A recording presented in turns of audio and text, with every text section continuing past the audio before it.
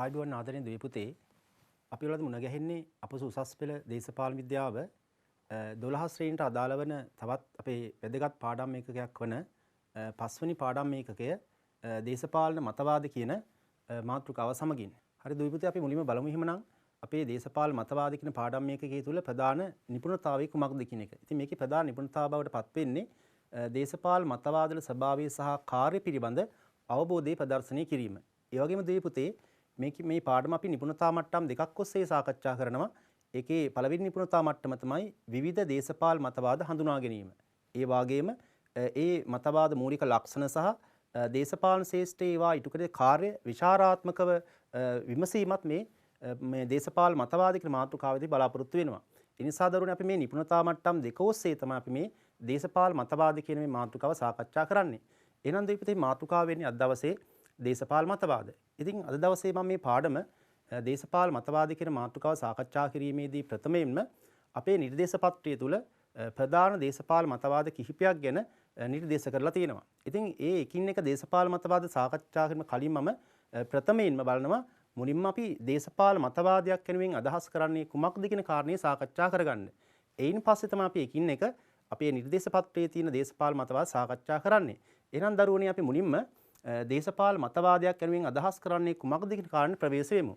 ඉතින් දේශපාලන මතවාද සම්බන්ධව කතා කරද්දී මම මුලින්ම දේශපාලන මතවාද වලට ප්‍රවේශ වෙන්න කලින් දේශපාලන මතවාද වලට අපි ප්‍රවේශ වෙන්න කලින් දරුවනේ මුලින්ම හඳුනා ගනිමු මතවාදයක් කියන්නේ කුමක්ද කියන එක.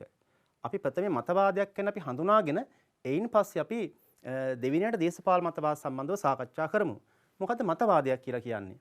අපි සාමාන්‍යයෙන් මතවාද සම්බන්ධව අර්ථකථනය කරද්දී ඊටාම සරලව සමාජ විද්‍යාත්මක අර්ථයෙන් මතවාද සම්බන්ධව සාකච්ඡා කරද්දී සරලව මතවාදයක් කියලා අදහස් කරන්නේ මතක තියාගන්න සමාජයක පවතින අදහස් සමුදායක්. එහෙම නැත්නම් චින්තන පද්ධතියක් කියලා අපිට සරලව අර්ථකථනය කරන්න පුළුවන්. ඉතින් අපි අදහස් වල එකතුවක් කියලා තෝරනම් කිව්වේ හැකි. අදහස් පද්ධතියක්. ඉතින් තවදුරටත් මේ දේශපාලන මතවාද සම්බන්ධව සාකච්ඡා කිරීමේදී අපි කියන මේ සමාජයක පවත්නා ලෝක දෘෂ්ටි වශයෙන් හඳුනා ගන්න පුළුවන්.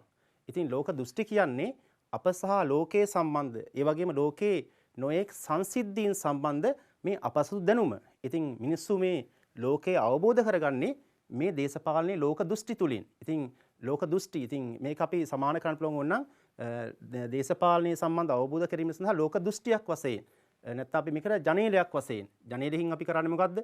අපි කාමරයක ජනේලයක් ගත්තොත් එහෙම අපි පරිසරයේ සෙන අවට වටපිටාව ගැන අවබෝධයක් ලැබෙනවා. ඉතින් මේ ලෝක දෘෂ්ටි වලින් කරන්නේ මේ ලෝකයේ පිළිබඳ අවබෝධයක් ලබා ගැනීම. ඉතින් එවැනි මතවාද ලෝකයේ විශාල සංඛ්‍යාවක් පවතිනවා. උදාහරණයක් කිව්වොත් එහෙම ජාතිය ගැන, ඒ වගේම ජන වර්ගය ගැන, ආගම ගැන, නිදහස ගැන, යුක්තිය පිළිබඳව, ඒ වගේම දරුවනේ අයිතිවාසිකම් සම්බන්ධව මේ වගේ විශාල මතවාද සංඛ්‍යාවක් තියෙනවා. එහෙමනම් මම දේශපාලන මතවාද සම්බන්ධව සාකච්ඡා කිරීමේදී ප්‍රථම දරුවනේ සාකච්ඡා කළා මතවාදයක් වෙනුවෙන් අදහස් කරන්නේ කුමක්ද කියන එක. යනු අපි මතවාදයක් කියලා කියන්නේ සමාජයක පවතින අදහස් සමුදායක්, අදහස් පද්ධතියක් අපි මතවාදයක් වශයෙන් හඳුනා ගන්නවා. එහෙනම් දෙවිපති බලමු අපි දෙවෙනි කාරණේ විදිහට අපේ ප්‍රධාන මාතෘකාව වන මේ දේශපාලන මතවාදයක් වෙනුවෙන් අදහස් කරන්නේ කුමක්ද කියලා. මොකද දේශපාලන මතවාදයක් කියලා කියන්නේ? අපි දැන් මතවාදයක් කිව්වේ සමාජයක පවත්න අදහස් පද්ධතියක්නේ. එහෙනම් මේ දේශපාලන මතවාදයක් කියන්නේ දරුවනේ දේශපාලන මතවාදයක් කියන්නේ මොකද්ද? දේශපාලන ක්‍රියාවලිය හැඩගස්වන අදහස් පද්ධතියක්. එහෙනම් මොකක්ද දේශපාලන මතවාදයක් කියන්නේ? දේශපාලන ක්‍රියාවලිය හැඩගස්වන අදහස් පද්ධතිය අපි කියනවා දේශපාලන මතවාදයක් කියලා. ඉතින් මේ දේශපාලන මතවාද ඉදිරිපත් කරපු එක නිශ්චිත චින්තකයෙක් වෙන්න පුළුවන්.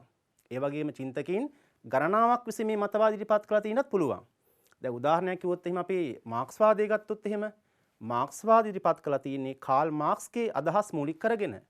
ඒ වගේම අපි ලිබරල් වාදී දේශපාලන මතවාදය ගත්තාම ඒ ලිබරල් වාදී දේශපාලන මතවාදයේ චින්තකයන් ගණනාවක් ඉන්නවා. ඒ වගේම ජාතිකවාදය ගත්තොත් එහෙම ජාතිකවාදයේ තියෙන විශේෂත්වයම තමයි ජාතිකවාදයට නිශ්චිත චින්තකයෙක් නැති බව. විවිධ සමාතුලින් මේ ජාතිකවාද ඉදිරිපත් වෙනවා. ඉතින් අපි මේ දේශපාලන මතවාද සම්බන්ධව කතා කිරීමේදී ඒ මතවාද ඉදිරිපත් කරපු එක නිශ්චිත චින්තකයෙක් හෝ චින්තන ගණනාවක් ඉන්නත් පුළුවන්. එහෙනම් දරුවෝ අපි දෙවෙනි කාරණේ කතා කළේ මොකද්ද මේ දේශපාලන මතවාදයක් කියන්නේ? එහෙනම් නැවතවතාවක් අපි ගත්තොත් එහෙම දේශපාලන මතවාදයක් කියන්නේ මොකද්ද? දේශපාලන ක්‍රියාවලිය හැඩගස්වන අදහස් පද්ධතියක්. අපි දරුවෝ දෙවෙනියට තවත් අපි කාරණයක් ගැන අවධානයක් යොමු කරමු. මොකද්ද මේ කාරණය? මේ අපේ විෂය නිර්දේශය තුල දේශපාලන මතවාද කියන එක පැත්තකින් ප්‍රධාන උපශේෂ්ඨයක්. එහිදීත් මේ කාරණේ වැදගත් වෙනවා. ඊළඟට මම බලනවා මේ දේශපාලන මතවාද තුලින් ඉටු කරන කාර්යයන් මොකක්ද කියලා. ඉතින් දේශපාලන මතවාද වැදගත් වෙනවා. මතවාද විසින් ඉටු කරන වැදගත් කාර්යභාරයක් තියෙනවා. ඉතින් මේක අපිට මෙතෙන්ට පමණක් වැදගත් වෙන කාරණයක් නෙමෙයි දරුවනේ. අර මම කලින් සඳහන් කරු උපශේෂ්ඨයට මතවාද කතා කරනවනේ. අන්න ඒතර අපේ කෙටි ප්‍රශ්නකින් අහන්න පුළුවන් දේශපාලන මතවාදික කාරණා දෙකක් ලියන්න කියලා. අන්න එතනදී මේ කාරණේ වැදගත් වෙනවා. ඒ විතරක් නෙමෙයි දරුවනේ අපිට අහන්න පුළුවන් බහුවර්ණ ප්‍රශ්නයක් අහන්න පුළුවන් දේශපාලන මතවාදයක කාර්යයන් වන්නේ කියලා. ඒ නිසා අන්නේ කාරණේ සඳහාත් මේ අපේ මේ කතා කරන විශේෂ කරුණු වැදගත් වෙනවා. අපි එහෙනම් ඊළඟට බලමු දරුවනේ දේශපාලන මතවාදයක් විසින් ඉටු කරන කාර්යයන් මොනවද කියන එක. මම මේ කාර්යයන් කිහිපයක් ගත්තොත් එහෙනම් පළවෙනි කාර්යය මම ගන්නවා දේශපාලන මතවාදයේ කාර්යයක් විදිහට විශේෂයෙන් සමාජ කණ්ඩායම් අතර. සමාජ කණ්ඩායම් අතර දේශපාලන අවබෝධය ඇති කිරීම. නැත්නම් දේශපාලන විඥානය හැඩ ගැස්වීම. දැන් අපි මේ දේශපාලන මතවාද ඉගෙන ගත්තාම මොකද වෙන්නේ? අපිට දේශපාලන අවබෝධයක් ඇති වෙනවා. දේශපාලන විඥානය හැඩ ගැස්සෙනවා. ඉතින් ඒක දේශපාලන මතවාදයක් විසින් ඉටු කරන ප්‍රධාන කාර්යයක් වෙනවා දරුවනේ. ඒ වගේම තවත් අපිට කාර්යයක් තමයි දේශපාලන මතවාදයක් විසින් ඉටු කරන ලෝකය ගැන නැත්නම් ලෝකය ගැන අපිට දර්ශනයක් ඉදිරිපත් කරනවා. ලෝකය ගැන දැක්මක් ඉදිරිපත් කරනවා. මේ මතවාද ඉගෙන ගැනීම අපිට ලෝකය ගැන දැක්මක්, එහෙම වගේ ලෝකය ගැන දර්ශනයක් අපිට ඇති වෙනවා. ඒකත් දේශපාලන මතවාදයක් විසින් ඉටු කරන ප්‍රධානම කාර්යයක් දරුවනේ. ඒ වගේම තවත් කාර්යයක් ගත්තොත් එහෙම දේශපාලන මතවාදයක් විසින් ඉටු කරන තුන්වෙනි කාර්ය විදියට ඒ කාර්යය තමයි විශේෂයෙන්ම යම් සමාජ කණ්ඩායම්. යම් සමාජ කණ්ඩායම් දේශපාලන ක්‍රියාකාරම් සඳහා යොමු කිරීම. නැත්නම් ඒකට සම්බන්ධ කිරීම. දැන් උදාහරණයක් කිව්වොත් අපි ඡන්දය දෙනවා මැතිවරණවලදී. අපි මේ ඡන්දයේ ප්‍රකාශන සඳහා බලපාලා තියෙන මොකද්ද? අපගේ දේශපාලන මතවාදය. අපි ආණ්ඩු විවේචනය කරනවා සමහර අවස්ථාවලදී. ආණ්ඩුවට පක්ෂපාතීව කතා කරනවා. මොකද ඒ සඳහා බලපාලා තියෙන්නේ? ඒ බලපාලා තියෙන මොකක්ද දරුවනේ අපේ දේශපාලන මතවාදය. නිසා දේශපාලන මතවාදික කාර්යයක් තමයි යම් සමාජ කණ්ඩායම් දේශපාලන ක්‍රියාකාරකම් සඳහා යොමු කිරීම. ඒ වගේ ද්වීපතේ තවත් මම වැදගත් කාර්යයක් කියනවා මේ දේශපාලන මතවාදයක් විසින් ඉටු කරන මොකද්ද? දේශපාලන ක්‍රමයක් තුළ තියෙන මේ දේශපාලන ආයතන පවතිනවා. ඒ වගේම දේශපාලන භාවිත පවතිනවා. දැන් උදාහරණයක් පාර්ලිමේන්තුව. දේශපාලන ආයතනයක්, අධිකරණය, දේශපාලන ආයතනයක්. දැන් අධිකරණය සම්බන්ධ භාවිතයක් තමයි අධිකරණයේ ස්වාධීනතාවය. මෙන්න මේ දේශපාලන ආයතනවල මේ දේශපාලන භාවිතවල ස්වභාවය හැඩගැසීම සඳහාත් මේ දේශපාලන මතවාද බලපානවා. ඒකත් මේ මතවාදයක් විසින් ඉටු කරන ප්‍රධාන කාර්යයක් දරුවනේ. එපමණක් නෙමෙයි මම අවසන් වශයෙන් තවත් මතවාදී කාර්යයක් සඳහන් කරනවා. මොකද්ද? විශේෂයෙන්ම දේශපාලන පක්ෂවල ඒ වගේම ආණ්ඩුවල දේශපාලන පක්ෂ සහ ආණ්ඩුවල ප්‍රතිපත්ති හැඩගැසීම සඳහාත් මේ දේශපාලන මතවාද ඉවහල් වෙලා තියෙනවා. දැන් උදාහරණයක් කිව්වොත් එහෙම අපි අර මුල් පාඩමේ දේශපාලන පක්ෂ යටතේ කතා කරනවා දේශපාලන පක්ෂයක විශේෂ ලක්ෂණයක් විදිහට ඇන්ඩ්‍රු හෙවුඩ් පෙන්වා දෙනවා දේශපාලන පක්ෂයක ලක්ෂණයක් තමයි මතවාදී අනන්‍යතාවයක් තිබීම. ඒ නිසා මේ දේශපාලන මතවාද දේශපාලන පක්ෂවල ප්‍රතිපත්ති හැඩගැසීමට හේතු වෙනවා. ආණ්ඩුවේ ප්‍රතිපත්ති හැඩගැසීම හේතු වෙනවා. ඒ නිසා අපි දේශපාලන මතවාදයට තේ සාකච්ඡා කළා දරුවනේ මේ මතවාද දේශපාලන මතවාදයක් විසින් ඉටු කරන කාර්යන් ඒ කාරණේ අපේ විෂය නිර්දේශය තුළ අපේ පිළිතුරු ලිවීමේදී තාමත්ම වැදගත් කාර්යයක් වෙනවා දරුවනේ. එහෙනම් මම දේශපාලන මතවාද සම්බන්ධව කාරණා කිහිපයක් සාකච්ඡා කළා. අයි මුලින්ම මතවාදයක් කියන්නේ කුමක්ද කියලා කිව්වනේ. ඊට පස්සේ මම කිව්වා දේශපාලන මතවාදයක් කියන්නේ මොකක්ද කියලා කතා කරා. ඒ වගේම දැන් කතා කරු වැදගත්ම කාරණේ තමයි දේශපාලන මතවාදයක් විසින් ඉටු කරන කාර්යයන් දරුවනේ. මම තව පොඩි කාරණා දෙකක් මේ සම්බන්ධ කතා කරනවා. අපි බලමු ඊළඟට තව වැදගත්ම කාරණයක් වන මේ දේශපාලන මතවාදයක් විසින් ඉටු කරන කාර්යයන් මොනවද කියලා. ඉතින් මේ දේශපාලන මතවාදයේ කාරණා ඉතා වැදගත් වෙනවා. හේතුව අපිට මෙතනදී විභාගයේදී කෙටි ප්‍රශ්න අපිට එන්න පුළුවන්. ඒ වගේම බහුවර්ණ ප්‍රශ්න අහන්න පුළුවන්. ඒ නිසා මේ දේශපාලන මතවාදයක් විසින් ඉටු කරන අපි කාර්යයන් පිළිබඳව අපි සාකච්ඡා කරමු. ඉතින් මේ දේශපාලන මතවාදයක් ඉටු කරන ප්‍රධාන කාර්යයන් කිහිපයක් තියෙනවා. මේක අපි පළවෙනි කාර්ය වශයෙන් ගන්නේ සමාජ කණ්ඩායම් වල අවබෝධය. සමාජ කණ්ඩායම් වල දේශපාලන අවබෝධය හා විඥානය හැඩගැසීම. ඒක දේශපාලන මතවාදයේ කරන ප්‍රධානම කාර්යයක් බවට පත් වෙනවා. අපි මේ දේශපාලන මතවාද ඉගෙන ගැනීමට පස්සේ මේ මතවාද තුලින් අපේ දේශපාලන අවබෝධය ඇති වෙනවා. දේශපාලන විඥානය ඇති වෙනවා. ඒක දේශපාලන මතවාදයක් ඉටු කරන ප්‍රධානම කාර්යයක් වෙනවා. ඊළඟ ද්වීපතේ තවත් වැදගත්ම කාර්යයක් තමයි මේ දේශපාලන මතවාදයක් විසින් ඉටු කරන ලෝකයේ ගැන දැක්මක් ඉදිරිපත් කිරීම. නැත්නම් අපි කියන ලෝකයේ ගැන දර්ශනයක් ඉදිරිපත් කිරීම. ඒකත් දේශපාලන මතවාදයක ඉටු කරන ප්‍රධානම කාර්යයක්. ඉතින් ඊට පස්සේ මම තවත් ප්‍රධාන කාර්යයකට එනවා. දේශපාලන මතවාදයක් විසින් ඉටු කරන ඒ කාර්යය තමයි යම් සමාජ කණ්ඩායම් යම් සමාජ කණ්ඩායම් දේශපාලන ක්‍රියාකාරකම් සඳහා යොමු කිරීම. මේක ඉතා වැදගත්ම කාර්යයක් වෙනවා මේ තුන්වෙනි කාර්යය. මෙහිදී අපේ දේශපාලන ක්‍රියාකාරකම් හැඩගැහෙන්න ප්‍රධාන වශයෙන් හේතු වෙන්නේ දේශපාලන මතවාද. අපි දේශපාලන වශයෙන් අදහස් දක්වද්දී අපි ඡන්දේ ප්‍රකාශ කරද්දී අපේ දේශපාලන ක්‍රියාකාරකම් වලදී අපිට ප්‍රධාන වශයෙන් බලපාලා තියෙන කාර්ය තමයි දේශපාලන මතවාද. ඒ නිසා මේ කාර්යය දේශපාලන මතවාදයක් ඉටු කරන ප්‍රධානම කාර්යයක්. ඒ වගේ දුපුතේ තවත් වැදගත්ම කාර්යයක් තමයි මේ දේශපාලන මතවාදයෙන් ඉටු කරන විශේෂයෙන්ම දේශපාලන ආයතන පවතිනවා. ඒ වගේම දේශපාලන භාවිත තියෙනවා. උදාහරණයක් කිව්වොත් එහෙම පාර්ලිමේන්තුව කියන්නේ දේශපාලන ආයතනයක්. අධිකරණය කියන්නේ දේශපාලන ආයතනයක්. ඔය අධිකරණයේ සම්බන්ධ භාවිතයක් තමයි අධිකරණයේ ස්වාධීනතාවය. මේ දේශපාලන ආයතනවල ඒ වගේම භාවිතවල ස්වභාවය මූලික වශයෙන් හැඩගැසෙන්න හේතු වෙන්නේ මේ දේශපාලන මතවාද. ඒ වගේ දුපුතේ තවත් වැදගත් කාර්යයක් තමයි දේශපාලන මතවාදීකරණ අපි අවසාන වශයෙන් සාකච්ඡා කරන කාරණය දේශපාලන පක්ෂවල සහ ආණ්ඩුවල ප්‍රතිපත්ති හැඩගැසීම. සෑම දේශපාලන පක්ෂයක්ම වාගේ පදනම් වෙලා තියෙන කිසියම් මතවාදයක් පදනම් කරගෙන. ඒ වගේම ආණ්ඩු ක්‍රියා කරන්නේත් දේශපාලන මතවාදයක් පදනම් කරන්. ඒ නිසා මේ ආණ්ඩුවල දේශපාලන පක්ෂවල ප්‍රතිපත්ති හැඩගැසීම සඳහා මේ දේශපාලන මතවාද බලපානවා. ඉතින් ඒ නිසා අපි දරුවනේ සාකච්ඡා කළේ අපි ඔය දේශපාලන මතවාද වලින් ඉටු කරන කාර්යන් කිහිපයක්. එහෙනම් අපි මේ දේශපාලන මතවාද කියන මාතෘකාව යටතේදී මම දැනට අපේ පළවෙනි කොටස ඒ කියන්නේ දේශපාලන මතවාද හැඳින්වීම යටතේ කාරණා කිහිපයක්ම සාකච්ඡා කළා. ඒකේ පළවෙනි කාරණේ තමයි සාකච්ඡා කළේ දේශපාලන මතවාදයක් වෙනුවෙන් අදහස් කරන්නේ කුමක්ද කියන එක. ඒක පළවෙනි කාරණය. දරුවනේ දෙවෙනි කාරණේ කතා කළේ අපි මේ දැන් කතා කරපු කාරණේ දේශපාලන මතවාදවල කාර්යයන් මොනවද කියන එක. ඊළඟට අපි බලමු තුන්වෙනි කාරණේ විදිහට මේ ලෝකයේ අපි ඉගෙන ගන්න දේශපාලන විද්‍යාව තුළ අපි ඉගෙන ගන්න විශේෂයෙන් වර්තමානයේදී වැදගත් වන අපිට දේශපාලන මතවාද කිහිපයක් තියෙනවා. ඉතින් මේ දේශපාලන මතවාද අපි විශේෂයෙන්ම සාකච්ඡා කරනවා අපේ නිර්දේශ පත්‍රය තුළ. ඒ තුළ ප්‍රධාන දේශපාලන මතවාද 8ක් පිළිබඳව අපේ අවධානය යොමු කරලා තියෙනවා. ඒකෙන් අපි පළවෙනි මතවාදය ගත්තොත් එහෙම ලිබරල් වාදය සහ සමාජවාදය අපේ දේශපාලන විද්‍යාවේ තියෙන ප්‍රධානතම දේශපාලන මතවාද දෙකක්. ඒ වගේම ඊළඟට සමූහාණ්ඩුවාදය, ඒ වගේම සමාජ ප්‍රජාතන්ත්‍රවාදය, ඒ වගේම ෆැසිස්ට්වාදය අපේ දේශපාලනයේ තියෙන මේ නිෂේධනීය පාඩම් ඉගෙනීම සඳහා ඉගෙන ගන්නවා ෆැසිස්ට්වාදය, ඒ වගේම ජාතිකවාදය, නිරාගමිකවාදය, ඒ වගේම දීපුතේ අපි අලුත් දේශපාලන මතවාදයක් වශයෙන් තියෙන ස්ත්‍රීවාදය පිළිබඳව අපි ඉගෙන ගන්නවා. ඉතින් ඉදිරියේදී අපේ මේ දේශපාලන මතවාද කියන මේ මාතෘකාව යටතේ පාඩම් ඒකක යටතේ මේ දේශපාලන මතවාද 8 පිළිබඳව අපි අවබෝධයක් ලබා ගත යුතුයි. ඒ නිසා අපි ඉදිරියේදී මේ දේශපාලන මතවාද සම්බන්ධව සාකච්ඡා කරනවා. ඉන් දුවේ අපි බලමු ඊළඟට දේශපාලන මතවාද යටතේ සාකච්ඡා කරද්දී ඇයි අපි මේ දේශපාලන මතවාද ඉගෙන ගන්නේ? මොකද දේශපාලන මත ඉගෙන ගන්නේ? මම එහෙනම් ඊළඟ කාරණේ කතා කරනවා අපි දේශපාලන මතවාද අධ්‍යයනය කළ යුත්තේ ඇයි? විශේෂයෙන්ම මේ අපි දේශපාලන මතවාද අධ්‍යයනයේ හේතුව තමයි 20 වන සියවසේදී. ඒ වගේම වර්තමාන ලෝකයේ ඒක ලංකාවෙත් අපි අදාළ අපේ රටෙත් අපි අදාළ කරගන්නවා.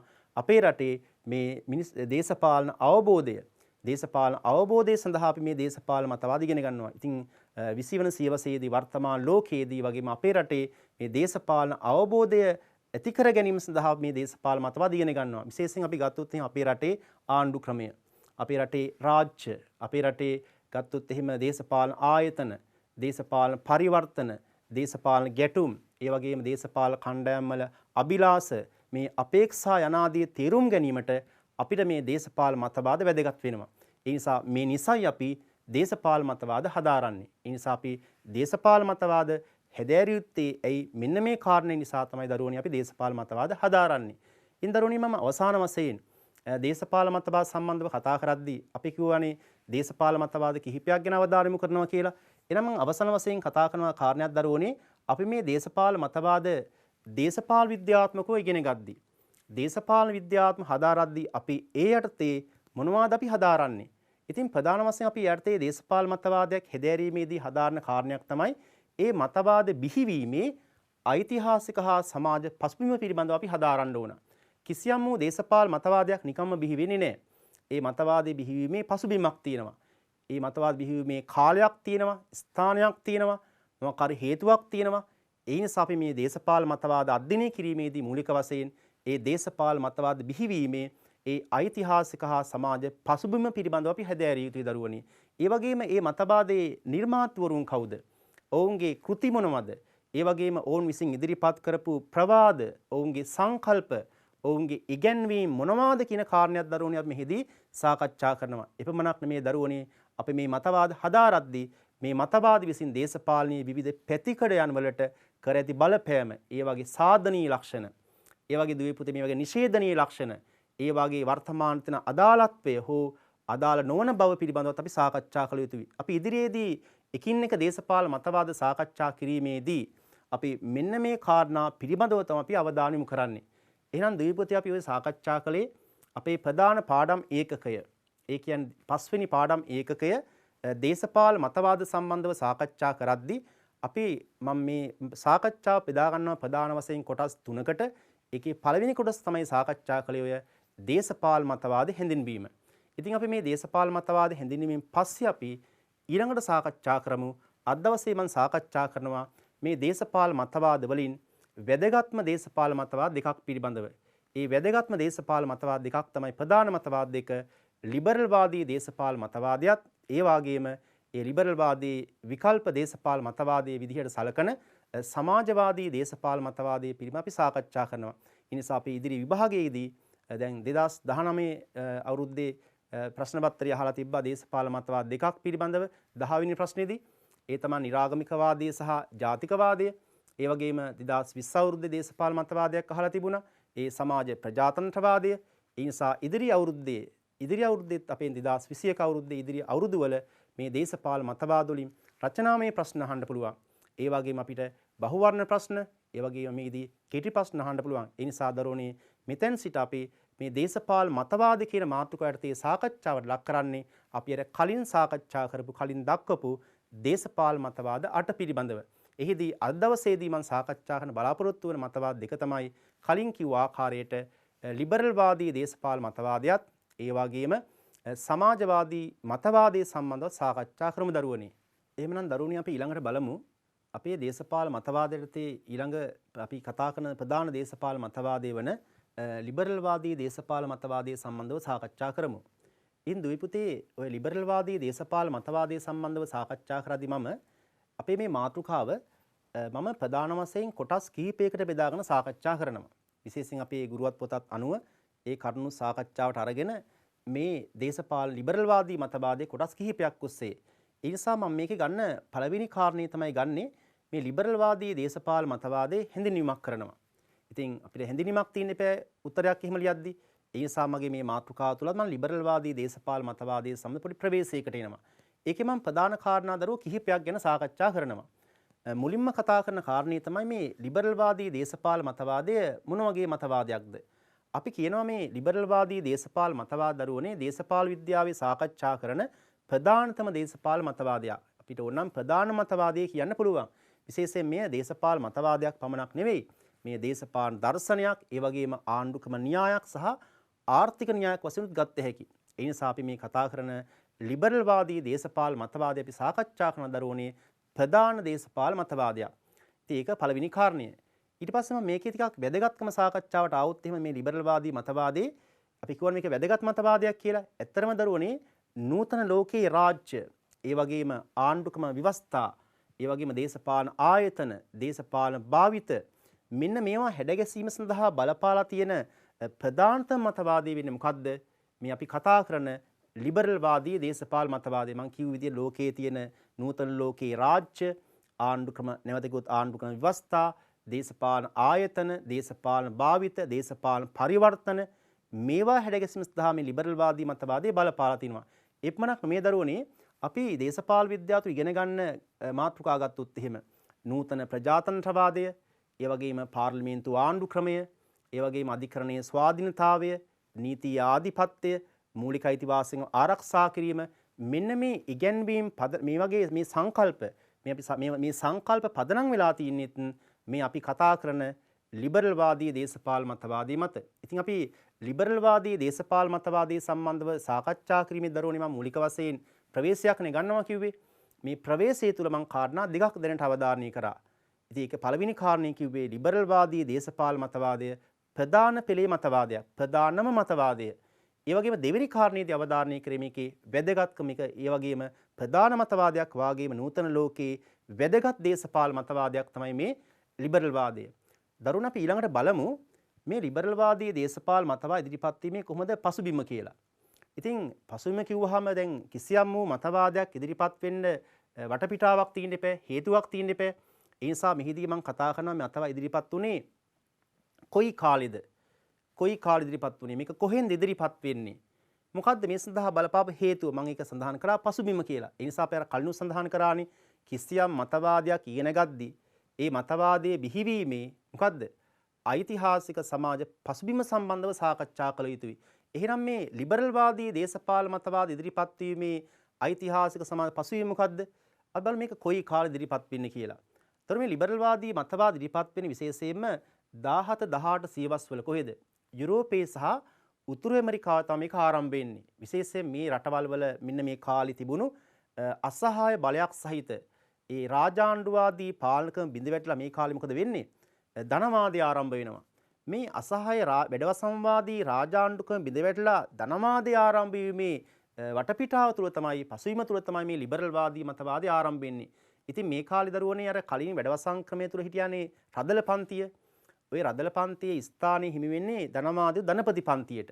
ඒ නිසා වැඩවසම් ක්‍රමය තුළ අලුත් සමාජ පන්තියක් වර්ධනය වෙනවා. ඒ ධනපති පන්තියේ. හැබැයි මේ ධනපති පන්තිය ඉවසුවේ නෑ ඒ කාලේ ඔය රජුගේ හිතුවක්කාරී තීරණ ගැනීම. ඒ වගේ රජුගේ හිතුවක්කාරී බදු අය කිරීම. මෙන්න මේ තත්වයන්ට එරෙහිව තමයි මේ ලිබරල් වාදී මතවාද ඉදිරිපත් වෙන්නේ. එහෙනම් දුවේ පුතේ මම ඔය සාකච්ඡා කළේ ලිබරල් වාදී දේශපාලන මතවාදයේ සාකච්ඡා කිරීමේ මේකේ ප්‍රවේශය.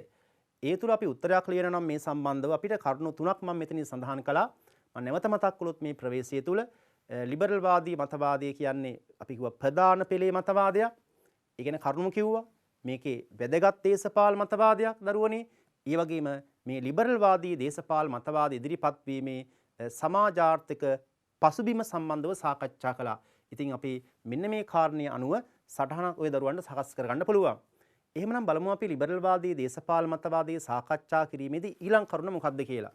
ඉතින් මෙහිදී දරුවනේ මම ගුරුවත් පොතත් අනුව මෙහි ප්‍රධාන වශයෙන් කාරණා කිහිපයක් ගන්නවා. ප්‍රධාන කාරණා දෙකක් සම්බන්ධව මම දරුවා අවධානයක් යොමු කරනවා.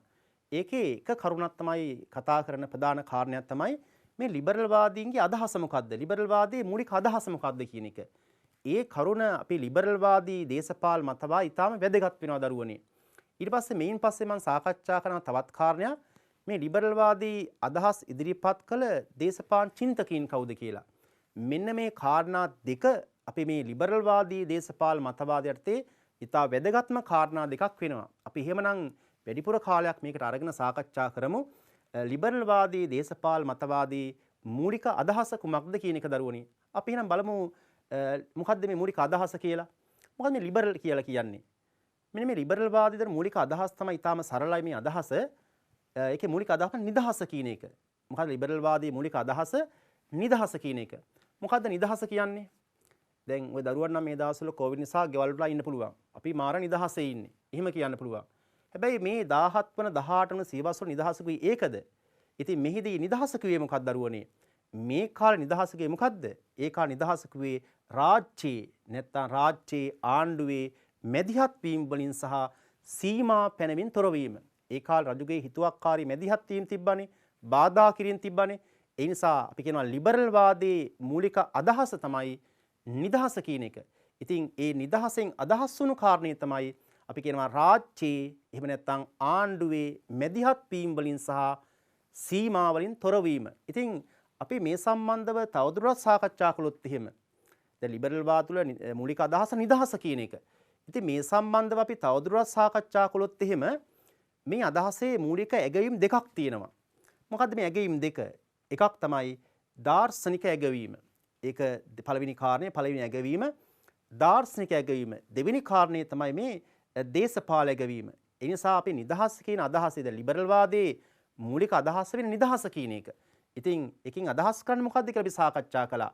ඉතින් මේක අපි මේ පිළිබඳව අපි තවදුරටත් සාකච්ඡා කිරීමේදී නිදහස් සම්බන්ධව ලිබරල් වාදයේ මේ නිදහස යන්නට ප්‍රධාන ඇගවීම් දෙකක් තියෙනවා. ඒක අපිට සමහර වෙලාවට මෙතනින් කෙටි ප්‍රශ්නයක් අහන්න පුළුවන්. ලිබරල් වාදයේ නිදහස කියන එකේ ඇගීම් දෙක මොකක්ද කියන එක. ඒක නිශ්චිත පිළිතුරක් මෙතන තියෙන්නේ. එකක් මොකද්ද? දාර්ශනික ඇගවීමයි අනික දේශපාලකීමයි. එහෙනම් ද්වීපතේ බලමු එහෙනම් මේ කාරණේ මේ අපේ මූලික අදහස තුල මේ සම්බන්ධ අපිට උනන් තවදුරටත් සාකච්ඡා කළ හැකියි. එහිදී බලමු මේකේ පළවෙනි කාරණේ මොකද්ද මේ දාර්ශනික ඇගීම කියලා කියන්නේ. ඉන්ද්‍රීපතේ මේ අදහස ඉදිරිපත් කළේ සම්භාව ලිබරල් වාදීන් කියන්නේ මුල්ම කාලේ සම්භාව ලිබරල් වාදීන්. ඔව් මේකට කිව්වා නිෂේධනාත්මක නිදහසක් කියලා කිව්වා. ඒ කියන්නේ අසීමිත නිදහසක්. ඉතින් ඔවුන් මේන් අදහස් කළේ මොකද්ද? බාධා සීමා වලින් නොමැතිවීම. බාධාවක් නැහැ.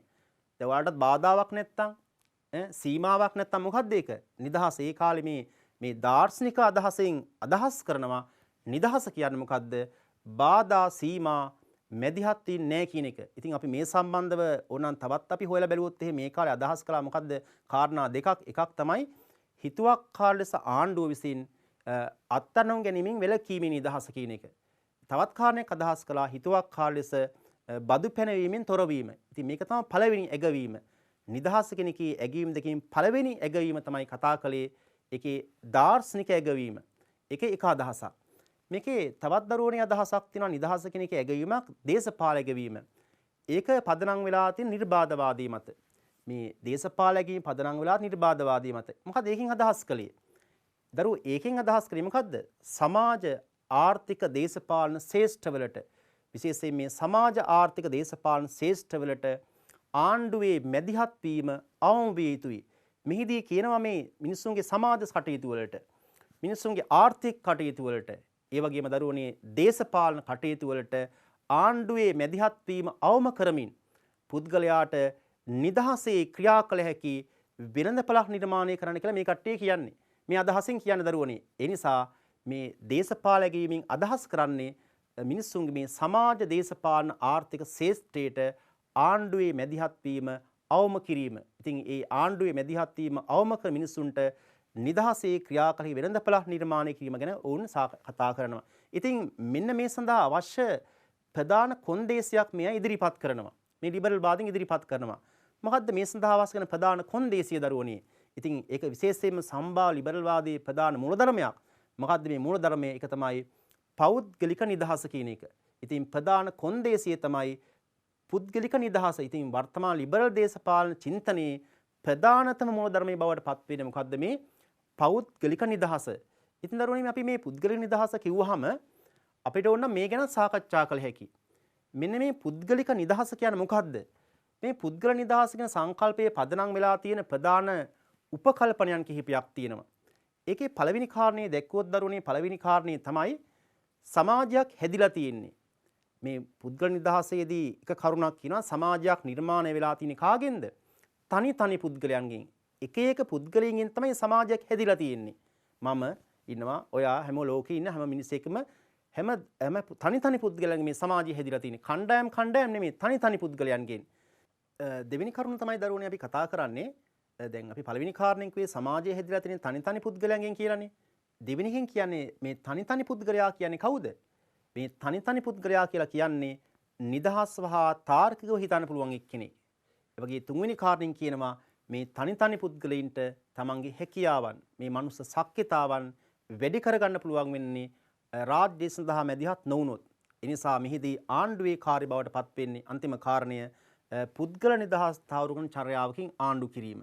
ඒ නිසා ද්වීපතේ අපි කතා කළේ පළවෙනි කාරණේ ටිකක් අපි දිගට මේ සාකච්ඡාව ආවා.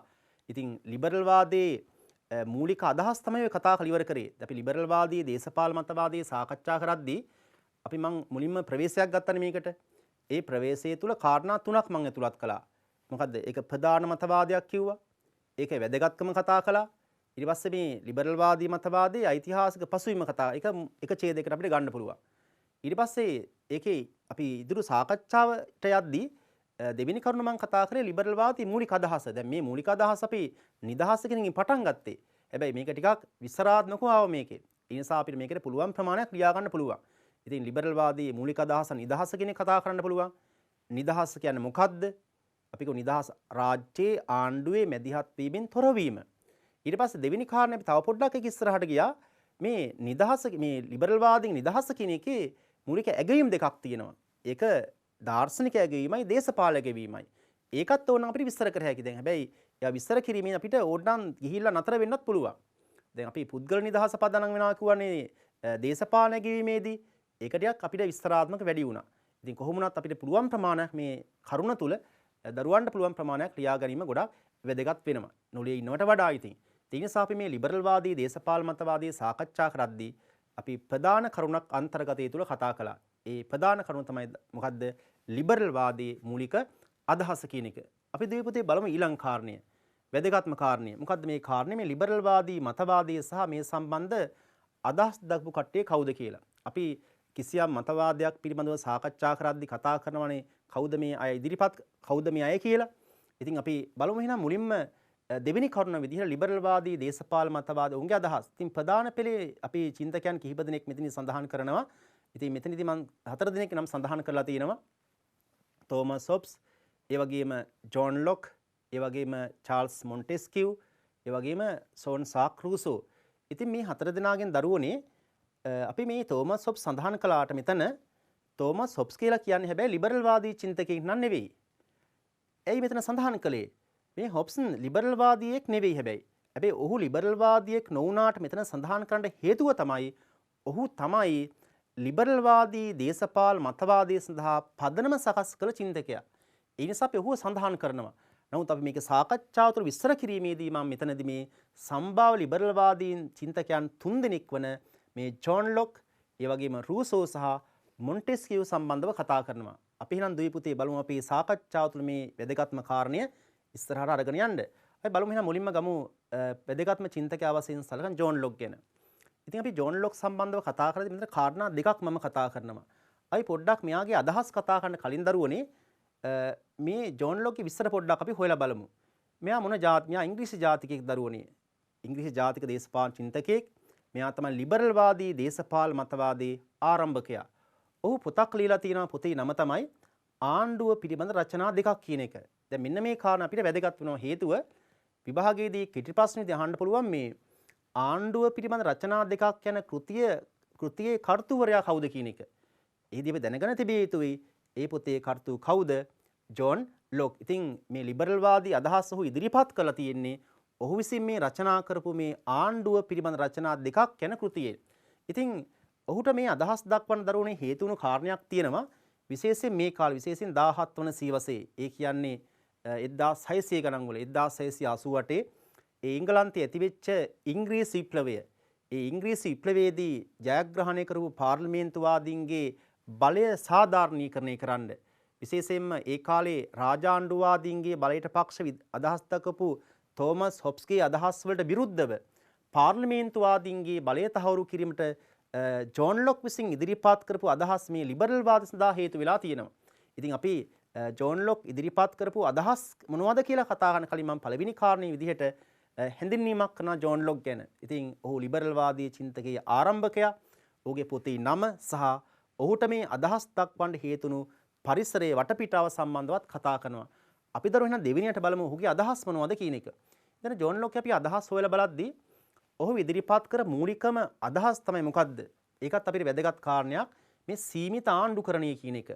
ඉතින් අර ජෝන් ලොක්ගේ කෘතිය වගේ තමයි අපින් කෙටි ප්‍රශ්න අහන්න පුළුවන් මේ සීමිත ආණ්ඩුකරණය කියන සංකල්පය කාගේද? ඉතින් ඒ සීමිත ආණ්ඩුකරණයේ සංකල්පයකින් ඉදිරිපත් කළේ ජෝන් ලොක් විසින්. මෙන්න මේ සීමිත ආණ්ඩුකරණයේ සංකල්පයේ ප්‍රධාන ප්‍රවාද නැත්නම් ප්‍රධාන තේමා කිහිපයක් තියෙනවා. මොනවද මේ තේමා? ඉතින් මේක ලිබරල් අදහසක් දරුවනේ. මේ ජෝන් ලොක්ගේ සීමිත ආණ්ඩුකරණයේ සංකල්පය දැන් මේකෙන් කියන අසීමිත බලයක් ගැන නෙමෙයි මේ කතා කරන්නේ. සීමිත බලයක්, සීමිත ආණ්ඩුකරණය.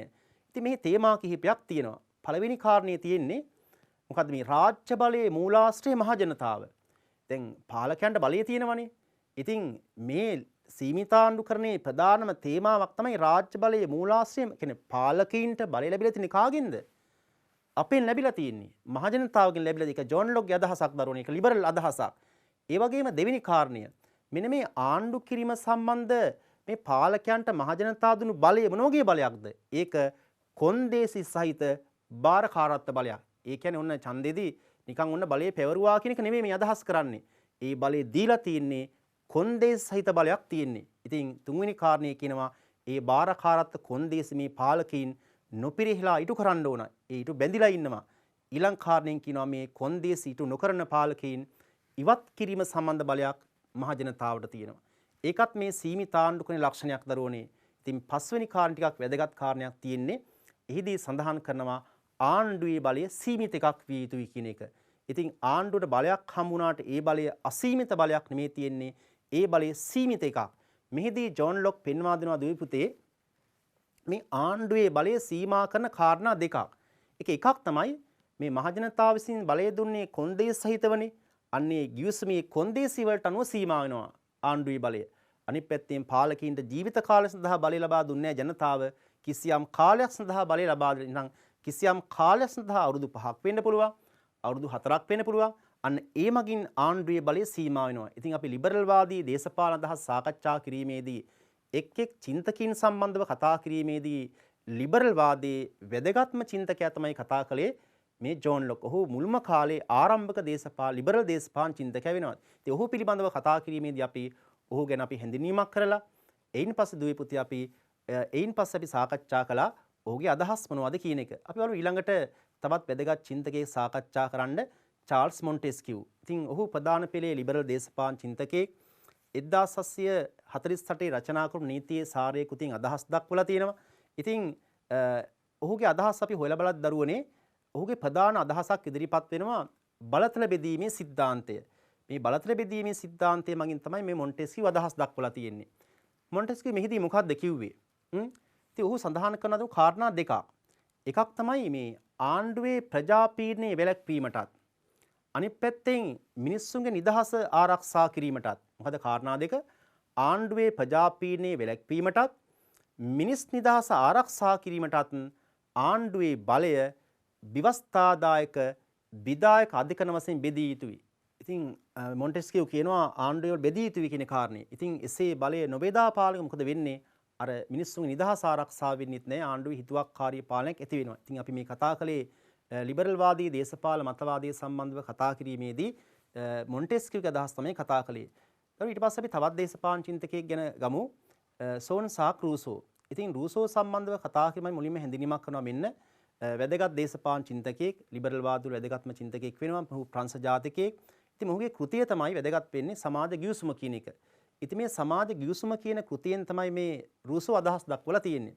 ඉතින් අපි රූසෝගේ ලිබරල් අදහස බලමු මොකක්ද කියලා මම ඉදිරිපත් කරන. ඉතින් රූසෝගේ ලිබරල් වාදී අදහස කතා කිරීමේදී මොහු කියන කාරණයක් තමයි දරුවනේ දැන් ඔය ඔහු සම්මුතිවාදවල අදහස් දක්වලා තියෙනවා. ඔහු කියන මේ රාජ්‍ය මිනිසුන් විසින් පිහිටුවා ගත්තේ. දැන් රාජ්‍ය මිනිසුන් විසින් පිහිටුවා ගත්තත් රාජ්‍ය විසින් මිනිසුන්ගේ නිදහසට හානි කිරීමේ අවදානමක් තියෙනවා. ඒ නිසා ඔහු සඳහන් කරනවා මේ රාජ්‍ය බලය රාජ්‍ය තුල සංවිධාන වෙලා සිටින සියලු දෙනාගේම යහපත අරමුණු කරන් ක්‍රියාත්මක විය යුතුයි. ඒ නිසා ඔහු කියන කාරණේ තමයි රාජ්‍ය බලය සමාජයේ සියලු දෙනා යහපත වෙනුවෙන් තිබිය යුතුයි. ඉතින් මේ සඳහා මොහු ලිබරල් සංකල්ප දෙකක් ඉදිරිපත් කරනවා. එකක් තමයි මොකද්ද මේ පොදු කැමැත්ත කියන සංකල්පයත් ඒ වගේම මහජන පරමාධිපත්‍ය කියන සංකල්පය. අපි ඊටාම කෙටියෙන් බැලුවොත් එහෙම පොදු කැමැත්ත කියන්නේ මොකද්ද කියන එක රාජ්‍ය නියෝජනය කරන්නේ පාලකයාගේවත් ඒ වගේම නැතුව සමාජයේ ටික දෙනෙක්ගේවත් කැමැත්ත නෙමේ සමාජයේ සියලු දෙනාගේම සාමූහික කැමැත්තම නියෝජනය කරන්නේ. ඒක පළවෙනි සංකල්පය. ඒ වගේ මහජන පරමාධිපත්‍යයෙන් අදහස් කරන කලින් කිව්ව ආකාරයට රාජ්‍ය බලයේ මූලාශ්‍රය බවට පත් වෙන්නේ මහජනතාව. ඒ පරමාධිපලයේ අවසාන හිමිකරුවා මහජනතාව. ඒ බලයේ මහජනතාවෙන් ආපු බලයක් තියෙන බලය අත්හැලිය නොහැකි බෙදිය නොහැකි බලයක් දරුවනේ. ඉතින් මේ විදිහට අපි ලිබරල් වාදී දේශපාලන මතවාදයේ සාකච්ඡා කිරීමේදී ප්‍රධාන කාරණා දෙකක් අපි අන්තර්ගතය තුළ සාකච්ඡා කළා. ඉතින් මේ ප්‍රධාන කාරණයෙන් පළවෙනි කාරණේ තමයි සාකච්ඡා කරේ අපි ලිබරල් වාදී දේශපාලන මතවාද මූලික අදහස මොකක්ද කියන එක. ඒ වගේ අපි චින්තකයන් සම්බන්ධව කතා කළා. අපිට මෙහිදී තවත් අවසන් දරන පොඩි තවත් කාරණයක් ඇතුළත් කරා. ඇන්ඩ්‍රු හේවුට් විසින් මේ ලිබරල් වාදයේ මූලික සංකල්ප කිහිපයක් මේ සාරාංශ කරලා තියෙනවා. අපි කෙටියෙන් සඳහන් කළොත් එimhe තනි පුද්ගලවාදය, නිදහස, සමානාත්මතාව, උපේක්ෂාව, කැමැත්ත, ආණ්ඩුක ව්‍යවස්ථාවාදය. ඉතින් මේකත් අපිට මෙතනදී සඳහන් කරන්න පුළුවන්. ඉතින් ওই කාරණාත් අපිට ඕනනම් ගන්න පුළුවන් දරුවනේ. මම ඉතා කෙටියෙන් මේ කාරණේ අවධාරණය කරන්නේ. අපි අවසාන වශයෙන් කතා කරන කාරණේ තමයි ලිබරල් වාදය යටතේ අපි මෙතෙක් සාකච්ඡා කළ ලිබරල් වාද දරුවනේ සම්භාව ලිබරල් වාදය. අපි උසස් පෙළ විෂය නිර්දේශය තුල ලිබරල් වාදී දේශපාලන මතවාදී කියලා අපි කතා කරන්නේ සම්භාව ලිබරල් වාදය ගැන. ඉතින් ඒ නිසා ලිබරල් වාදී කියන එතකොට පරිණාමයටපත් වුණු මතවාදයක්. ඒ තුල ලිබරල් වාදය අපි ප්‍රභේද කිහිපයකුත් හඳුනා ගන්නවා දරුවනේ. ඒ තමයි සම්භාව ලිබරල් වාදය, පශ්චාත් සම්භාව ලිබරල් වාදය සහ නව ලිබරල් වාදයේ විදිහට. එහෙනම් දෙවි පොතේ අපි සාකච්ඡා කළේ ලිබරල් වාදී දේශපාල මතවාදය. ඉතින් මෙහිදී මම මුලින්ම හැඳින්වීමක් කළා ලිබරල් වාදී මතවාදයට. ඊට පස්සේ මම කාරණා කිහිපයක් කතා කළා. ලිබරල් වාදී මතවාදයේ මූලික අදහස මොකක්ද? ඒ වගේම ඊළඟ මම සාකච්ඡා කළා ඒ ගැන අදහස් දක්වූ චින්තකයන් කවුද? සහ තවත් කාරණා දෙකක් අතිරේකත නිසා මෙන්න මේ කාරණා පදනම් කරගෙන ලිබරල් වාදී දේශපාල මතවාදයට ඔය දරුවන්ට හොඳ පිළිතුරක් සකස් කිරීමේ හැකියාවක් තියෙනවා. ඉතින් පිළිතුරක් ලියනවා නම් මේකට ඉහත කරුණු සාරාංශ ක්‍රම නිගමනිකුත් ලියලා හොඳ පිළිතුරක් සකස් කිරීමේ හැකියාවක් තියෙනවා. එහෙනම් දීපුතේ අපි වෙනම් ලිබරල් වාදී දේශපාල මතවාදය සාකච්ඡා කරලා අවසන් කළා. අපි එහෙනම් ඊළඟට අපි අවධානය යොමු කරමු අපේ මේ ලිබරල් වාදී මතවාදයේ විකල්ප මතවාදයක් වශයෙන් සැලකෙන සමාජවාදී දේශපාලන මතවාදයේ පිළිබඳව. එහෙනම් දීපුතේ අපි බලමු ඊළඟට අපේ ඊළඟ වැදගත් දේශපාල මතවාදය වන සමාජවාදී දේශපාල මතවාදයේ සම්බන්ධව සාකච්ඡා කරමු. ඉතින් දීපුතේ සමාජවාදී දේශපාල මතවාදයේ සම්බන්ධව සාකච්ඡා කරද්දී අපි අර කලින් ලිබරල් වාදී දේශපාල මතවාදයේ සම්බන්ධව සාකච්ඡා කළා වගේ අපි මේ මාතෘකා කොටස් කරන් කතා කරමු. ප්‍රථමයෙන් මම බලනවා මුලින්ම මේ සමාජවාදී මතවාදයේ සම්බන්ධව හැඳින්වීමක් කරන්න. එහිදීත් අර මූලික කාරණා කිහිපයක් මම අවධාරණය කරනවා. මොකද්ද මේ සමාජවාදී මතවාදය මොන වගේ මතවාදයක්ද? ඒ වගේම මේ සමාජවාදී මතවාදයේ බලපෑම සහ සමාජවාදී මතවාදයේ ආරම්භ වීමේ පසුබිම මෙන්න මේ කාරණා තුල අපි මේ හැඳින්වීමට ඇතුළත් කරලා සාකච්ඡා කරමු. එනම මුලින්ම සාකච්ඡා කරන කාරණේ තමයි මේ සමාජවාදී මතවාද අපි කියනවා මේ 19 වන සියවසේ දැන් ලිබරල් වාදී මතවාදය ආරම්භ 18 වන සියවසේනේ.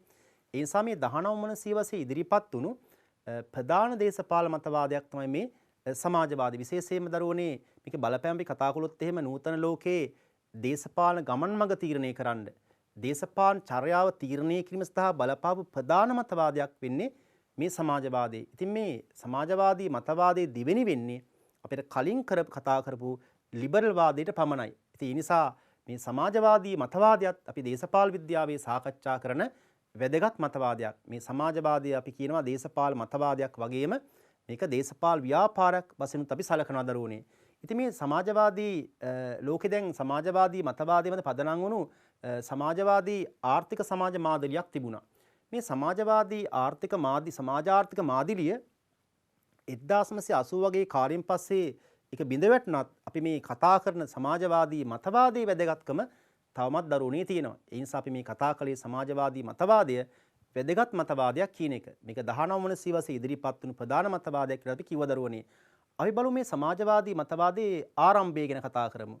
මේකේ පසුබිම මොකද්ද? ඉන්දරුණේ ඊටාම කෙටිම සඳහන් කළොත් එහෙම මේ සමාජවාදී මතවාදයේ ප්‍රධානම හේතුව මොකද්ද? ධනවාදය. විශේෂයෙන්ම මේ සමාජවාද ධනවාදයේ විවේචනය කරනවානේ. ඉතින් ඔවුන් මේ ධනවාදයට කරන ප්‍රධාන විවේචනයක් තමයි මේ ධනවාදය නිර්මාණය වෙලා තියෙන්නේ කම්කරු පන්තියේ ශ්‍රම සූරාකෑම මත. ඒ වගේ තවත් ඕන විවේචනයක් දරුවෝ කරනවා ධනවාදයේ නිර්මාණය වෙලා තියෙන්නේ පෞද්ගලික දේපල ක්‍රමයේ මත. ඉතින් මේ ශ්‍රම සූරාකෑම මත තමයි නිර්මාණය වෙලා තියෙන්නේ. පුද්ගලික දේපල ක්‍රමයේ තියෙනවා. මෙන්න මේ තුල මොකද වෙලා තියෙන්නේ? මේ තුල සමාජ අසමානතාව ඇති වෙලා තියෙනවා. ඒ වගේම සමාජයේ සම්පත් අසමානව බෙදී ගිහිලා තියෙන්නේ. මේ తත්වය මේ සමාජවාදීන් සලකනවා මේ ධනවාදයේ තුල පවතින નિસર્ග සිද්ධ ලක්ෂණයක් බව. ඉතින් මේ තුලින් මේ ධනවාදයේ තුල දරුවනේ මේ සමාජයේ මේ තුල බහුතරයක් වුණු කම්කරු ජනතාවක් වෙනවද? ඔවුන් පීඩාවටපත් වෙනවා. ඔවුන්ට විශාල සමාජ ප්‍රශ්න, ඔවුන්ට ආර්ථික ප්‍රශ්න ඇති වෙනවා. විශේෂයෙන් විරැකියාව, දුගීභාවය, නුගත්කම. ඉතින් මේ සඳහා මොන සංවිධානය වෙනවා.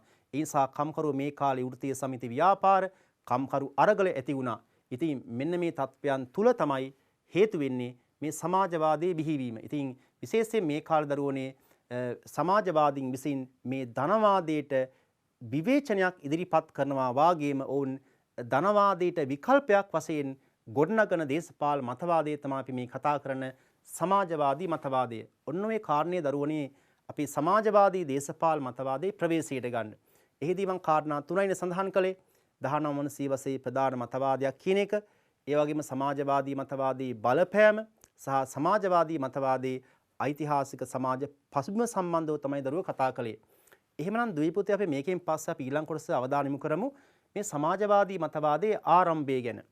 දැන් මේ සමාජවාදී මතවාදයේ ආරම්භය සම්බන්ධව කතා කරද්දී මේ සමාජවාදයේ මතුවන අපිට ප්‍රධාන අවදීන් දෙකක් හඳුනා ගන්න පුළුවන්. මොකද්ද මේ අවදි දෙක? මෙහිදී මම සඳහන් කරනවා මේකේ පළවන අවදිය කියලා එක අවදියක්. ඉතින් මේ පළමු අවදියේදී සිද්ධ වෙන කාරණේ තමයි ඔය ධනවාදයට විකල්පයක් සහ විවේචනයක් වශයෙන් මේ සමාජවාදයේ පළමු අවදිය තමයි මේ ධනවාදයට වර්ධනය වෙලා තියෙන පෞද්ගලික දේපලකමේ වෙනුවට සමාජයේ තියෙන පොදු දේපලකමක් ඇති කළොත් එහෙම අර ධනවාදයට ඇති වෙලා තියෙන සමාජ අසමානතාවය මේ සම්පත් අසමාන බෙදී යාම මේ අසමානතා අහෝසි වෙනවා කියලා මේ සමාජවාදීන් විශ්වාස කළා. ඒ නිසා මේ සමාජවාදයේ පළමුවදී අපි හඳුනගන්නේ මොකද්ද? පෞද්ගලික දේපල වෙනුවට පොදු දේපලකමක් ඇති කිරීම විකල්පයක් විදිහට. ඒක සමාජවාදයේ මතුවීම පළමු අවධිය. තරුණේ දෙවන අවධිය අපි ගන්නවා. දෙවන අවධියේදී සමාජවාදයට අලුත් අදහසක් ඉදිරිපත් වෙනවා. විශේෂයෙන්ම 1848 දී අපි අහලා තිනවා කාල් මාක්ස් සහ ෆෙඩරික් එන්ගල්ස් විසින් රචනා කරන කොමියුනිස්ට් ප්‍රකාශනය මගින් මේ සමාජවාදයට අලුත් අදහසක් ඉදිරිපත් කළා. ඒතකොට මේ අලුත් අදහස පැරණි සංකල්පයෙන් වෙන් කර දක්වන්න උන් මේක නම් කළා විද්‍යාත්මක සමාජවාදය. අපි දරුවනේ මාක්ස්වාදය කියලා සාකච්ඡා කරන්නේ මේ විද්‍යාත්මක සමාජවාදී. ඉතින් ඔන්න ඔය අපේ අන්තර්ගතය තුල කතා වූ කාරණේ තමයි මේ සමාජවාදී මතවාදී ආරම්භය. ඉතින් ඒ ආරම්භය සම්බන්ධව අපි මෙතන සඳහන් කරගන්න පුළුවන්. එහි ආරම්භය අපි ප්‍රධාන අවදි දෙකක් ඔස්සේ දක්වමු. එහෙනම් දීපුතේ අපි ඊළඟට කතා කරන කාරණේ තමයි වැදගත්ම කාරණය. ඒක තමයි සමාජවාදී මතවාදී අදහස මොකක්ද කියන එක. දැන් අපි කියවනේ සමාජවාදී ඉදිරිපත් වෙන්නේ ධනවාදයට විවේචනයක් සහ විකල්පයක් විදිහට. ඉතින් සමාජවාදීන්ගේ අදහස මොකක්ද කියලා කියද්දි මම මෙතන සඳහන් කරන කාරණා හයක් තියෙනවා. ඒ තුල කතා කරනවා කාරණා තමයි ධනවාදයට කරන විවේචනයයි ඔවුන්ගේ විකල්පය කතා කරනවා. ඒ වගේ විකල්පය ගොඩනගන්නේ කොහොමද කියලාත් මෙතන සාකච්ඡා කරනවා දරුවනේ. ඉතින් අපි ඒක එහෙම මතක තියාගන්න පුළුවන්. ඉතින් බලමු එහෙනම් සමාජවාදී අදහස් මොනවද කියලා. ඉතින් බලමු මොකද විකල්පය විවේචනය මොකක්ද කියලා. ඒකේ පළවෙනි කාරණය තමයි දරුවෝ මේ සඳහන් කරන කාරණය. අපි මෙතන සමාජවාද අදහස් තුල මේක ඉදිරිපත් කරන්නේ කාල් මාක්ස් සහ ෆෙඩරික් එන්ගල්ස්. ඔවුන් දක්වන පළවෙනි කාරණය තමයි දරුවෝ ඉදිරිපත් කරන කාරණේ තමයි මේ ධනවාදී සමාජාර්ථිකමේ ගොඩනැගිලා තියෙන්නේ කොහොමද? ඔවුන් කියන කාරණේ තුන් කියනවා ධනවාදී ක්‍රමයේ ගොඩනැගිලා තියෙන්නේ කම්කරු පන්තියේ සමසූරාකෑම මත. ඒක ඔවුන්ගේ විවේචනයක් මේ ධනවාදීන්ට කරන. ඉතින් මේ ධනවාදී සමාජාර්ථික ගොඩනැගිලා තියෙන්නේ කම්කරු පන්තියේ සමසූරාකෑම මත. ඔවුන් කියනවා මේ පෞද්ගලික දේපලකමේ පවතින තාක්කල් ඒ වගේම මේ ධනවාදයේ පවතින තාක්කල් මේ ශ්‍රම සූරාකෑම සමාජ අසමානතාව පවතී. ඉතින් මේක මේ අදහස් තුල කරන ප්‍රධාන විවේචනය මේ. ඉතින් මේක තමයි ප්‍රධාන වශයෙන් කියන්නේ. ඉතින් මූලික අදහස් දෙකක් මම කතා කළා. තවත් අදහස් උන් ඉදිරිපත් කරනවා. ඊළඟ කාරණේ තමයි උන් කියනවා මේ සමසූරාකෑම සමාජයේ තියෙන. ඒ වගේම සමාජ අසමානතාවය අහෝසි කිරීම සඳහා මොකද කරන්න ඕනේ? ඒ සඳහා මොකද කරන්න වෙන්නේ? මේ ධනවාදී සමාජ ආර්ථිකමය අහෝසි කළා ඒ වෙනුවට සමාජවාදී සමාජ ආර්ථිකමය ගොඩනගන්න ඕන. ඒක සමාජවාදී අදහසේ ප්‍රධාන අදහස. එහෙමනම් දරුවනේ අපි මේ සමාජවාදී අදහස සාකච්ඡා කරද්දී ඉතින් ඒකේ මූලික අපි අදහස් දෙකක් දැන් සාකච්ඡා කළා. ඒකේ පළවෙනි කාරණේ තමයි කතා කළේ මේ ධනවාදී සමාජාර්ථිකමේ ගොඩනැගිලා තියෙන්නේ කම්කරු පන්තියේ සමසූරාකෑම මත කියන එක. ඒකේ දෙවෙනි කාරණේ අපි කලින් කතා කළේ මේ ධනවාදයේ පවතින තාක්කල් ඒ වගේ මේ පුද්ගලික දේපලකමේ පවතින තාක්කල් මේ සමසූරාකෑම සහ සමාජ අසමානතාව තියෙනවා. ඉතින් මේ සමාජවාදීන් කියනවා මේ සමසූරාකෑම ඒ වගේම සමාජ අසමානතාව කොහොමද අහෝසි කරන්න ඕනේ? ඔවුන් ඒ සඳහා විකල්ප ඉදිරිපත් කරනවා. මේක අහෝසි කිරීම සඳහා මොකද කරන්න ඕනේ?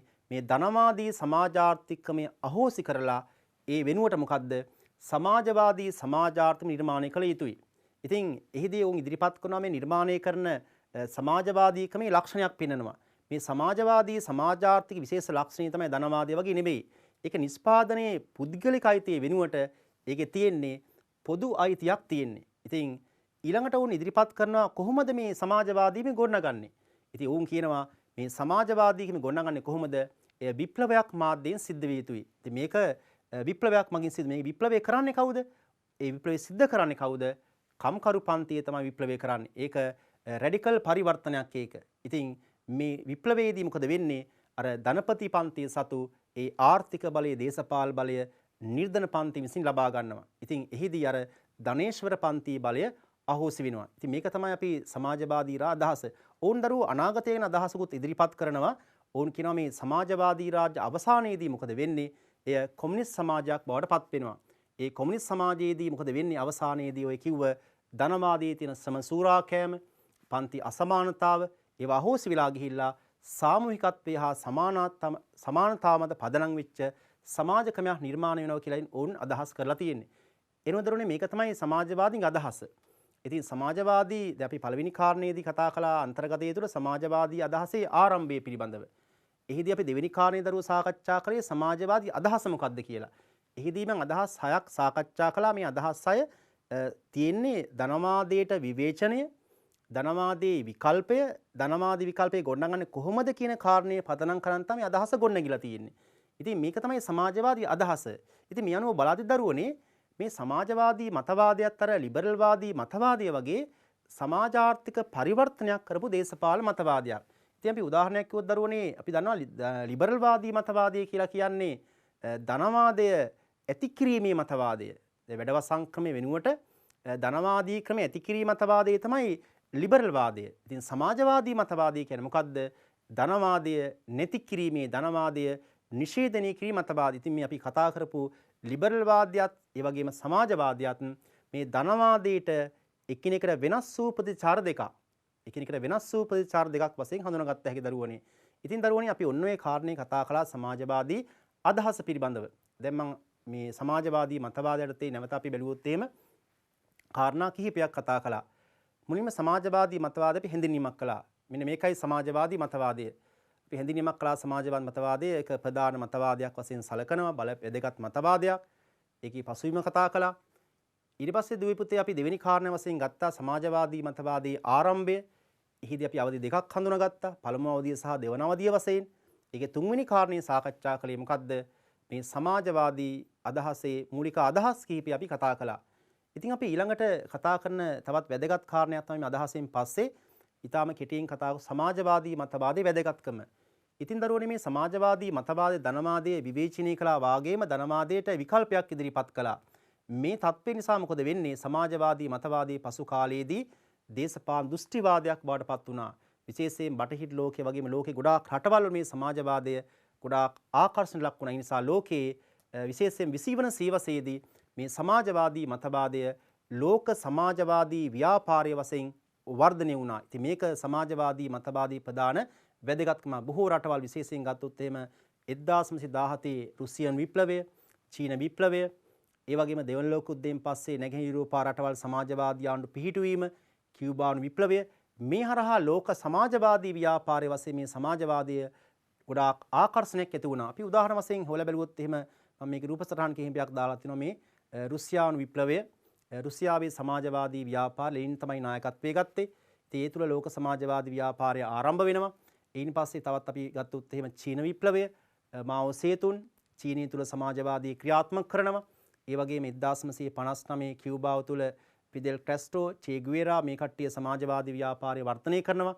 මේ විදිහට සමාජවාදී ව්‍යාපාරයේ මේ අර අදහස් ටික 20 වන සියවසේදී සමාජවාදී ලෝක සමාජවාදී ව්‍යාපාරය වශයෙන් වර්ධනය කළ සමාජවාදී මතවාදයේ වැදගත්කමක් දරුවනේ.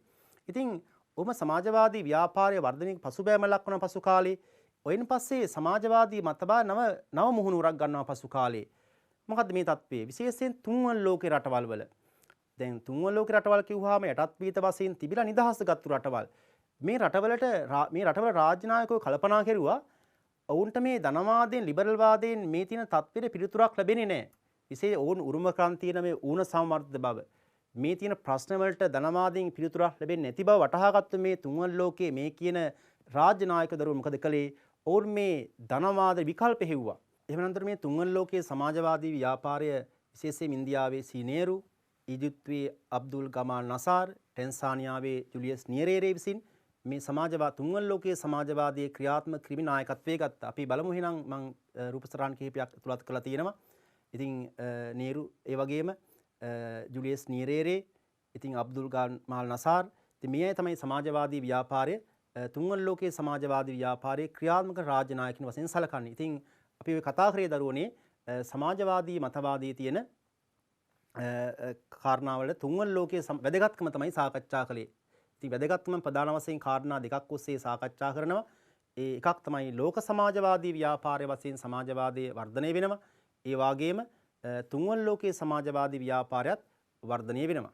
මේ විදිහට දරුවනේ අපි සමාජවාදී මතවාදී සාකච්ඡා කරද්දී සමාජවාදී මතවාදී වැදගත්කම අපි මුලින්ම වැදගත්කම ගත්තේ සමාජවාදී මතවාදී ලෝක සමාජවාදී ව්‍යාපාරයේ වශයෙන් වර්ධනය වීම. ඊට පස්සේ අපි දරුවෝ ඊළඟට කතා කරපු කාරණේ තමයි මේ තුන්වන ලෝකයේ සමාජවාදී ව්‍යාපාරය වර්ධනය විශේෂයෙන් අපි මේ කිව්ව රාජ්‍ය නායකින් අපි තුන්වන ලෝකයේ රාජ්‍ය නායකින් ඒ ධනවාදයට තේතිවූ මේ ප්‍රශ්න වලට උත්තර ලැබුණ නැති නිසා අර ලිබරල් වාදයෙන් සහ ධනවාදී උරුම කරගත් මේ ප්‍රශ්න වලට විකල්පයක් වශයෙන් තමයි මේ තුන්වන ලෝකයේ සමාජවාදය බිහි වෙන්නේ. ඉතින් එවුන් හොයාගත්ත ඒ අය හොයාගත්තරුනේ අලුත්ම ඒ කාරණේ තමයි අලුත්ම මතවාදයේ තමයි සමාජ ප්‍රාන්තවාදීක. සමාජ ප්‍රාන්තවාදයේ මතුවෙනවා. ඉන්දුවේ පුතේ මේ විදිහට අපි එහෙනම් සමාජවාදී මතවාදයේ සාකච්ඡා කළා. ඉතින් මේ සමාජවාදී මතවාදයේ සාකච්ඡා කිරීමේදී මම නැවත වතාවක් සාරාංශ කරොත් අවසාන කාට යන්න කලින් සමාජවාදී මතවාදයේ සමග ප්‍රවේශයක් ගත්ත කාරණා තුනක් එකතු කරලා ප්‍රධාන මතවාදයක් කියන එක, ඒ වගේම සමාජවාදී මතවාදී බලපෑම ලෝකයේ විශේෂයෙන් බලපෑමක් කරු මතවාදයක් කියන එක සහ මේ මතවාද ඉදිරිපත් වීම පසුබිම. ඊයින් පස්සේ කතා කරා ප්‍රධාන කාරණා කිහිපයක්. සමාජවාදී මතවාදී ආරම්භය සම්බන්ධව කතා කළා. ඊට පස්සේ දරුවනේ සමාජවාදී මතවාදී ප්‍රධාන අදහස් කතා කළා. සහ මේකේ තුන්වෙනි කාරණේ වශයෙන් මම කතා කරේ දැන් අවසන් කළේ මේකේ වැදගත්කම. ඉන්දුවේ පුතේ මේක අපි අවසන් කරනවා මේ නිගමනයක් වශයෙන් කාරණා කිහිපයක් දාලා සමාජවාදී මතවාදී මේ විදිහට ලෝකේ වැදගත් වෙද්දී විශේෂයෙන්ම 1960 ගණන් වගේ වෙද්දී නව ලිබරල්වාදී මතවාදයේ ආරම්භීමත් එක්ක සමාජවාදී මතවාදයේ පසුබෑමට ලක් වෙනවා. හැබැයි දුපුතේ සමාජවාදී මතවාදයේ පසුබෑමට ලක් වුණත් තවමත් මේ සමාජවාදී මතවාදයේ වැදගත්කම තියෙනවා. ඉතින් අපි වැදගත්කම් කිහිපයක් දැක්වුවොත් එහෙම එක වැදගත්කමක් තමයි ලිබරල් වාදයට විකල්පයක් සහ විවේචනයක් සැපීම. ඒ වගේම තවත් වැදගත්කමක් තමයි මේ සමාජවාදී මතවාදයේ මූලධර්ම විශේෂයෙන්ම ඔය සාධාරණත්වය, සම්පත් සමසේ බෙදී යාම, අසමානතාව වෙන සමානතාව ඇති කිරීම මෙවැනි සමාජවාදී මූලධර්මයන්ගේ වැදගත්කම තවමත් පවතින දරුවනේ. ඉතින් ඒ නිසා මේකේ වැදගත්කමක් තවම තියෙනවා. ඉතින් 20 වෙනි සියවසේ දේශපාලන චර්යාව, දේශපාලන භාවිත හැඩගැස්වීමේ ප්‍රධාන වශයෙන් බලපාපු ප්‍රධාන පෙරේ දේශපාලන මතවාදයක් තමයි මේ සමාජවාදය. එහෙමනම් දීපුතේ අපි මේ සාකච්ඡා කළේ දේශපාලන මතවාද කියන පාඩම් ඒකකයේ තුල ප්‍රධානම දේශපාලන මතවාද දෙකක් වන මේ ලිබරල් වාදයේ සහ සමාජවාදී මතවාදයේ සම්බන්ධව සාකච්ඡා කළේ. ඉතින් මේ සම්බන්ධ විභාගයේදී අපිට රචනාමය ප්‍රශ්න එන්න පුළුවන්. ඉතින් ඊට අමතරව අපිට කෙටි ප්‍රශ්න සහ අපිට බහුවර්ණ ප්‍රශ්න එන්න පුළුවන්. ඉතින් අපි අද දවසේ පාඩම අවසන් කිරීමේදී මම ප්‍රධාන වශයෙන් ඇගීමක් ඔස්සේ මේක අවසන් කරන්න බලනවා. මේකේ බහුවර්ණ ප්‍රශ්නයක් ඉදිරිපත් වෙලා තියෙනවා. අපේ දේශපාලන මතවාද සම්බන්ධව ඉදිරිපත් කළා තියෙන්නේ. දේශපාලන මතවාද වලට අදාළ නොවන්නේ මොකක්ද කියන එක. ඒකේ තියෙනවා පළවෙනි කාරණය දේශපාලන ආයතන සහ භාවිතවල ස්වභාවය තීරණය කිරීම, සමාජ කණ්ඩායම් අතර දේශපාලන විඥානය ප්‍රකාශ කිරීම, පුද්ගල කණ්ඩායම් සමාජ කණ්ඩායම් පිටමං කිරීම, දේශපාලන පක්ෂලාන් ප්‍රතිපත්ති හැඩගැස්වීම, මිනිසුන්ට ලෝකයේ දෙස බැරි උපකාර වීම. ඉතින් මේකේ අපේ අදාළ නොවන පිළිතුර බවට පත් වෙන්නේ මොකද්ද? මේ ගැළපෙන්නේ නැති පිළිතුර බවට පත් වෙන මේකේ තුන්වෙනි පිළිතුර. විශේෂයෙන්ම මේ පුද්ගලයන් කණ්ඩායම් දේශපාලන පිටමං කරන්නේ නැහැ දරුවනේ. දේශපාලන යොමු කරනවා අපි ඉගෙන ගත්තා. ඒ නිසා මේකේ නිවැරදි පිළිතුර බවට පත් වෙන්නේ තුන්වෙනි එක. ඒ වගේ දේ පුතේ අපි තවත් මේකේ කෙටි යැගීමකට ගියොත් එහෙම කෙටි ප්‍රශ්නයක් අපි ඉදිරිපත් කළොත් එහෙම අපි දේශපාලන මතවාදීට කරන කාරණා දෙකක් අපෙන් අහන්න පුළුවන්. විභාගයේ ඉතින් අපි අර කලින් සඳහන් කාරණා මේ පිළිතුරු වලින් ඕනෑම දෙකක් සඳහන් කිරීම නිවැරදි වෙනවා. එහෙනම් දීපුතේ අපි අද දවසේ සාකච්ඡාව මෙහිම අවසන් කරනවා. අපි ප්‍රධාන දේශපාලන මතවාද දෙකක් සාකච්ඡා කළා. ඔය දරුවන්ට හැකියාවක් ලැබෙනවා. අද ඉගෙන ගත්තා අපි ප්‍රධාන මාතෘකාව ආශ්‍රයෙන් ඉදිරියේදී එන උසස් පෙළ විභාගයේදී මේ කාරණා පදනම් කරගෙන අධ්‍යයනය කරලා හොඳින් පිළිතුරු ලියන්න. ඉතින් මේ පාඩම් මාලාව ඔබට නැවත නැවත බලන්න පුළුවන්. channel NIE YouTube නාලිකාව හරහා නැවත නැවත ඒවා බලලා ඒ උත්තර සකස් කරගෙන හොඳ පිළිතුරු ලියලා ඉදිරියේදී එන විභාගය සාර්ථක ලෙස ජය ගැනීමට හැකියාව ලැබේවායි කියලා ප්‍රාර්ථනා කරමින් අපි අද දවසේ පාඩම අවසන් කරනවා. සියලු දෙනාටම ආයුබෝවන්.